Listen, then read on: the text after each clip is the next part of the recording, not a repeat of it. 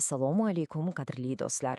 Bugun biz siz bilan IFRS 15 standartining eng qiziqarli, ba'zida esa biroz chalg'ituvchi qadamini ko'rib chiqamiz. Bu bitim narxini aniqlash. Balki siz o'ylayotgandirsiz, "Ey, narx bu narxda, shartnomada yozilgan raqam nimasi qiyin?" Lekin ishoning, buxgalteriya olamida hamma narsa biz o'ylaganchalik oddiy emas. Keling, darrov bitta amaliy misoldan boshlaymiz. O'zingizni bir qurilish kompaniyasi rahbari deb tasavvur qiling. Mijoz bilan shartnoma qilyapsiz. Shartnomada yozilgan: binoni qurib bitirsangiz, sizga 1 million to'laymiz. Agar ishni muddatidan oldin yakunlasangiz, ustiga yana 100 ming bonus beramiz. Ammo kechiksangiz, jarima solamiz. Xo'sh, mana shu vaziyatda buxgalteringiz daftarga shartnomaning narxini qancha deb yozish kerak? Qarang, oldimizda kamida 3 ta yo'l bor. Birinchisi, ehtiyotkor bo'lib, faqat kafolatlangan 1 millionni yozish. Ikkinchisi, optimist bo'lib, bonusni aniq olamiz deb o'ylab, 1 million 100 ming deb yozish. Yoki bo'lmasam, balki ikkalasining o'rtasini olish kerakdir. Mana shu savolning javobini biz taxminlar bilan emas, balki IFRS 15 standartining aniq qoidalari bilan topamiz.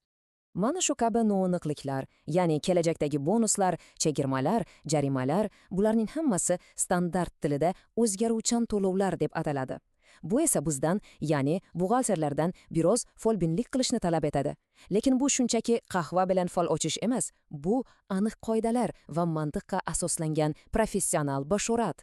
Keling, o'sha sehrli qoidalarni birma-bir o'rganamiz. Demak, standart bizga ikkita asosiy bashorat qilish usulini taklif qiladi. Birinchisi, eng ehtimoliy qiymat usuli. Bu juda oddiy.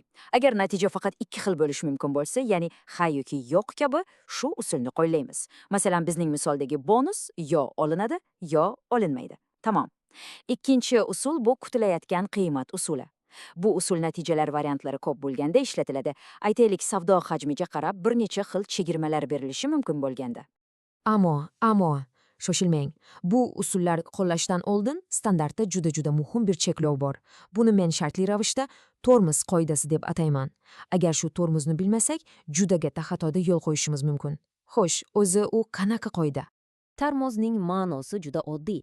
Siz o'zgaruvchan daromadni, ya'ni o'sha bonusni faqatgina uni olishingizga deyarli 100% ishonchingiz komil bo'lganda va kelajakda bu daromadni qaytarib olish xavfi yo'q bo'lganda tan olishingiz mumkin. Agar zarracha shubha bo'lsa, tamom, uni daromadga qo'shmaysiz. Bu ehtiyotkorlik prinsipining eng yorqin namunasi.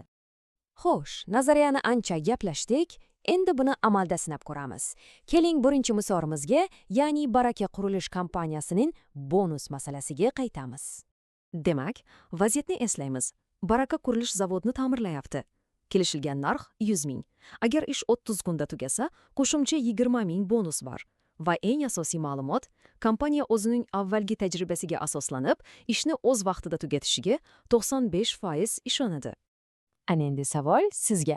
Hozirgina o'rgangan qoidalarimizga asosan buxgalter shartnoma narxini 100 ming deb yozish kerakmi yoki bonusni ham qo'shib 120 ming debmi? Biroz o'ylab ko'ring. To'g'ri javob 120 ming. Keling, tushuntiraman nega. Chunki bu yerda natija ikki xil. Yo bonus bor, yo yo'q. Demak, biz eng ehtimoliy qiymat usulini qo'llaymiz. Eng ehtimoliy natija qaysi? Albatta 95% lik ishonch bilan bonusni olish. Xo'sh, tormoz qoidasi-chi? U ham ishlayapti, chunki 95% bu juda yuqori ishonch. Demak, bu daromadni kelajakda bekor qilish ehtimoli juda past. Shuning uchun ham daromadni boshidanoq 120 ming deb tan olamiz. Ajoyib, birinchi bosqichdan muvaffaqiyatli o'tdik. Endi keling, ikkinchi misolga o'tamiz. Bu yerda biz o'zgaruvchan to'lovlarning boshqa bir turini, ya'ni hajmga bog'liq chegirmalarni ko'rib chiqamiz. Buning uchun Top Notebooklar kompaniyasiga mehmonga boramiz. Demak, shartlar quyidagicha. Top Notebooklar yirik mijozga notebook sotyapti. Har bir notebookning oddiy narxi 100. Lekin juda muhim bir shart bor. Agar mijoz yil oxirigacha jami 1000 donadan ko'p notebook olsa, narx orqaga qaytib, ya'ni shu paytgacha sotilgan hamma notebooklar uchun 90 dan hisoblanadi. Ani endi haqiqiy bosh qotirma. Tasavvur qiling, hali yilning boshi. Mijoz ataga 50 ta notebook sotib oldi va siz unga 100 dan hisob faktura yozib berdingiz. Lekin siz o'z tajribangizdan bilasizki, bu mijoz yil oxirigacha mingtalik chegaradan o'tishiga deyarli ishonchingiz komil. Xo'sh, biz hozir sotilgan 50 ta notebook uchun daromadni 100 dan yozamizmi yoki kelajakda kutilayotgan 90 danmi? IFRS 15 ga ko'ra biz daromadni kutilayotgan yakuniy narxdan, ya'ni 90 dan tan olishimiz shart. Harch biz hozir mijozdan 100 olgan bo'lsak ham, shunda har bir notebook uchun buxgalteriya yozuvi mana bunday bo'ladi. 90 bu bizning haqiqiy tushumimiz, ya'ni daromadimiz. Qolgan 10 esa bu qaytariladigan majburiyat, chunki biz bu 10 ni kelajakda mijozga chegirma sifatida qaytarib berishimizni kutyapmiz va bu bizning bo'ynimizdagi majburiyat hisoblanadi. Va nihoyat, deyarli har bir savdo kompaniyasi duch keladigan holat, mijozning sotib olingan tovarni qaytarib berish huquqi. Keling buni Nurdona savdo misolida tahlil qilamiz. Xo'sh, Nurdona savdo 100 ta dazmolning har birini 100 so'mdan sotdi, kassaga jami 10.000 so'm pul tushdi. Lekin kompaniyaning ko'p yillik tajribasi shuni ko'rsatadiki, odatda sotilgan tovarlarning 5%, ya'ni 5 ta dazmol mijozlar tomonidan qaytarib olib kelinadi. Yana o'sha savol, kompaniya bugungi o'zida kassadagi butun 10.000 so'mni daromad deb tan olsa bo'ladimi? Axir pul qoldi-ku. Nima deb o'ylaysiz? Albatta yo'q. Standart bizga eng haqiqatga yaqin bashoratni qilishni buyuradi. Demak, biz kassaga tushgan 10.000 so'mni ikkiga ajratamiz. Biz o'zimizda qolishga deyarli amin bo'lgan 95% ni, ya'ni 9.5 mingni haqiqiy tushum deb tan olamiz.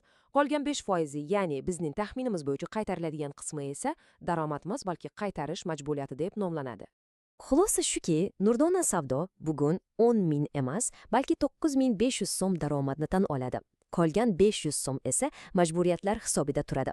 Mana shundagina kompaniyaning moliyaviy holati ancha to'g'ri va haqqoniy aks etadi. Ko'ryapsizmi? IFRS 15 ning mana shu 3-qadami buxgalterning rolini qanchalik o'zgartirib yuboryapti. Buxgalter endi shunchaki o'tgan ishlarni yozib boruvchi hisobchi emas, balki kelajakni tahlil qilib, ehtimollarni baholab, bonuslar, chegirmalar va qaytarishlarni bashorat qila oladigan haqiqiy moliyaviy strategiya aylanmoqda. Lekin biz bugungi tahlilimizda bir juda muhim jihatni chetlab o'tdik. Hamma misollarimizda pul yaqin orada olingan yoki to'langan edi. Endi tasavvur qiling, siz bugun bir qimmat uskuna sotdingiz, ammo shartnomaga ko'ra mijoz pulini ro'ppa-rosa 2 yildan keyin to'laydi. Mana bu savol ustida bir o'ylab ko'ring. Shartnoma narxi 1 million. Siz daromadni bugun shunchaki 1 million deb yozaverasizmi? 2 yildan keyin keladigan 1 millionning qadri, uning kuchi bugungi 1 million bilan bir xilmi? Bu savol bizni IFRS 15 ning keyingi yanada chuqurroq va juda qiziq mavzusiga olib keladi, bu pulning vaqt qiymati. Nega kelajakdagi pul bugungidan kamroq qadrga ega va buxgalterlar buni hisobotda qanday qilib to'g'ri aks ettirishadi? Bu haqda keyingi tahlilimizda batafsil gaplashamiz. Buguncha esa shu. E'tiboringiz uchun katta rahmat va keyingi tahlilda ko'rishguncha xayr.